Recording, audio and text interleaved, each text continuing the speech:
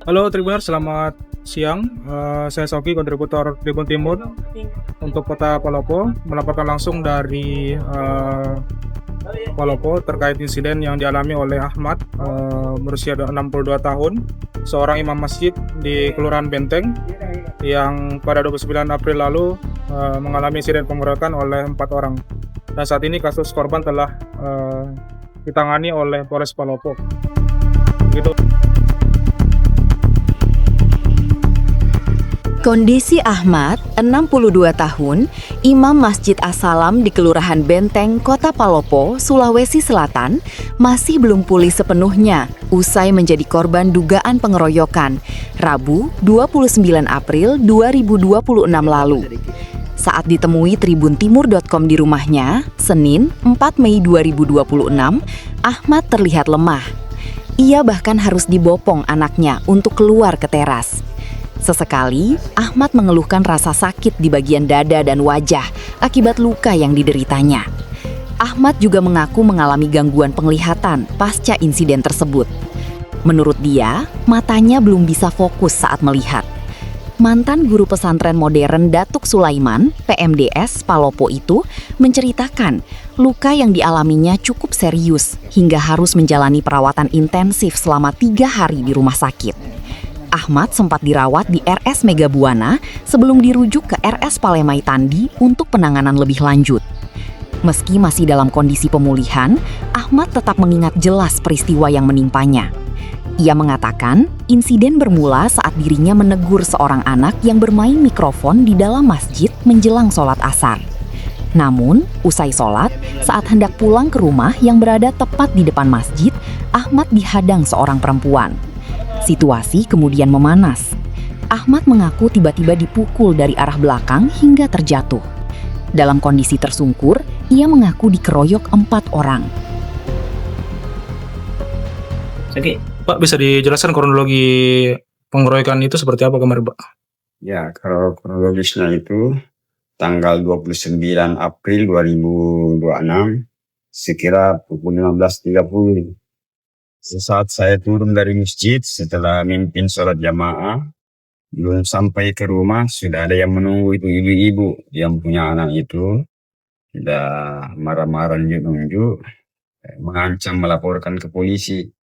Saya tenang saja jawab, ya silahkan lapor ke polisi, karena kalau emang saya dianggap salah biar saya polisi yang proses. Baru saya ngomong begitu, itu sudah ada serangan itu dari belakang, memukul itu kepala di belakang telinga. Saya itu jatuh. Di situ dikerumuni datang lagi tuh laki-laki 2 sama itu ibunya itu anak-anak itu. Dalam keadaan berbaring saya di tanah, itu mereka dipukuli terus. Ada yang menggunakan benda keras, potongan batu bata. Sehingga ini di sini tiga tempat berdarah, muncul, hidung keluar darah, pelipis ini robek, ini mata lebam semua kena tonjok apakah pakai batu. Sampai ini masih mungkin kelihatan masih hitam sih. Kemudian dalam kondisi berbaring kan diinjak-injak itu dada sampai sekarang masih terasa nyeri. Sampai sekarang saya kalau goyang, tadi kita lihat di papa anak saya keluar bisa berbaring terus. Jadi sudah 2 hari ini tidak ke masjid misalnya karena makin menurun. Yang saya rasakan itu kan mata saya sebelah kanan ini itu tidak berfungsi normal, itu kabur. Kalau saya tutup begini, itu tidak jelas itu wajah bapak-bapak. Masih melihat ada orang, tapi tidak jelas nih wajahnya. Informasinya itu bekas operasi dulu, Pak? Ya, itu yang bekas operasi itu. Dokter kemarin waktu di rumah sakit itu, kan memang saya mengeluh agak kabur-kabur, tapi tidak separah ini.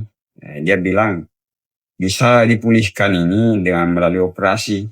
Saya bilang, bagaimana kemungkinannya, Dok? Dia bilang, ini karena kondisinya begini, ya ada sempat kata bilang luka di atas luka. Dia bilang, ini 50-50. Saya bilang, maksudnya, Dok, ini 50% kemungkinan bisa sembuh, 50% kemungkinan begini terus. Jadi saya berpikir, anak-anak bilang, pikir kayak mau operasi karena banyak orang yang 60 tahun ke atas sudah operasi matanya. 2 kali itu sudah rusak sama sekali. Kenapa bisa sampai bereaksi seperti itu yang ibu tadi itu? Ya, Kenapa bisa sampai bereaksi datang memukul? itu nih karena laporan anak mungkin tuh bahwa dipukul di masjid, gara-gara masuk saja di masjid dipukul. Maka datang itu Kejadian sebenarnya seperti apa, Pak? Kalau kita itu tadi jadi singkat saya karena itu anaknya tadi seperti saya cerita lebih awal. Sebelum waktu sholat itu sudah bunyi tap di masjid, anak ini dengan teman-temannya itu banyak yang main di teras masjid sepeda keliling. Ada yang jungkir-jungkir dalam satu-satu, itu kursi yang dipakai. Akhirnya anak satu ini main di atas mimbar, itu berteriak-teriak di mic. Karena kalau sudah on itu tape, semua perangkat sudah nyala. Nah itu berteriak-teriak di situ. Ada teman jamaah di luar mendengar menelpon. Kebetulan ada imam kedua di masjid yang sedang sakit, tuh ditelepon. Keluar dari kamarnya, menegur. Itu anak-anak lari, terus masuk itu Pak Imam kedua kamarnya, kembali lagi ribut berteriak-teriak di mic. Saya langsung ke masjid, ke masjid. Itu nih kejadiannya itu. Saya sempat ada berapa orang itu yang di situ kedapatan itu, saya akan datang begini kepalanya. Satu kali tiap orang itu. Tidak lari itu yang itu. Masih ada 2 di situ, tidak saya apa-apain karena saya pikir anak-anak. Bertanya nih saya, siapa di antara kalian tadi yang teriak-teriak di mic?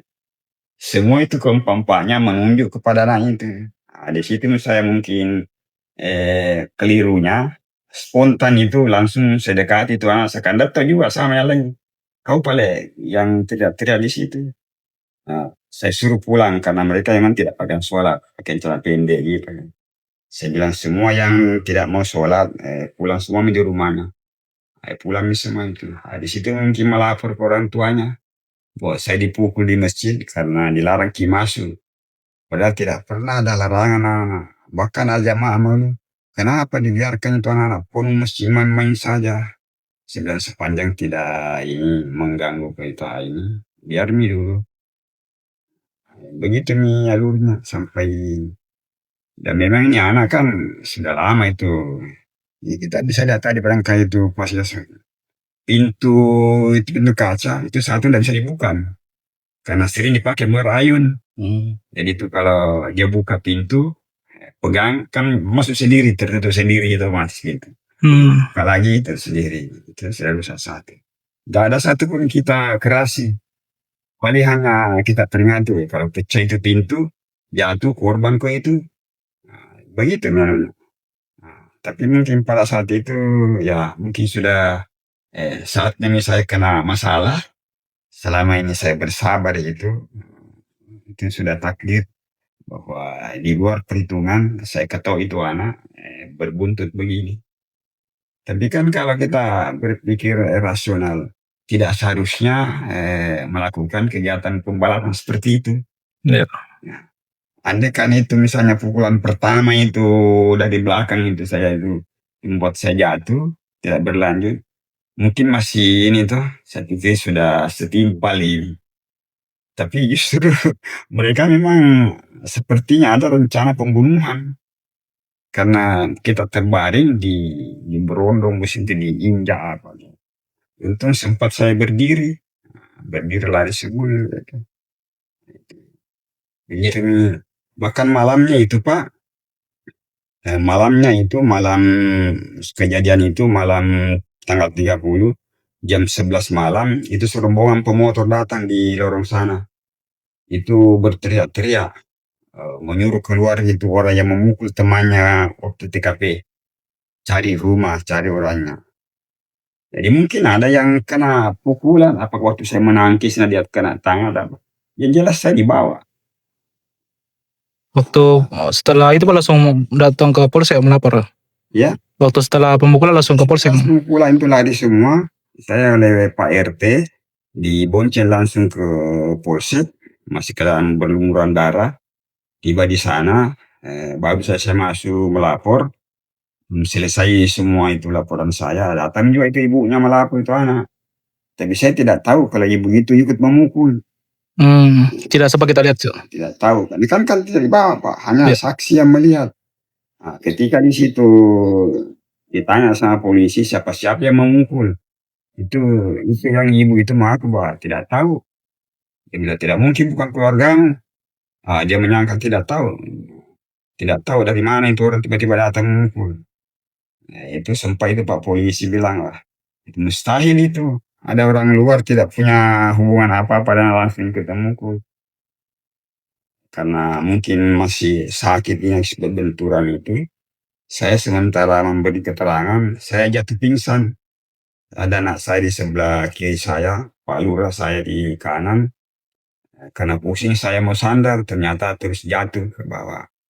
Nah, jadi bersama Pak Lurah, anak saya dan polisi membawa saya karena kebetulan polsek itu rumah sakit Mega Buana di depannya.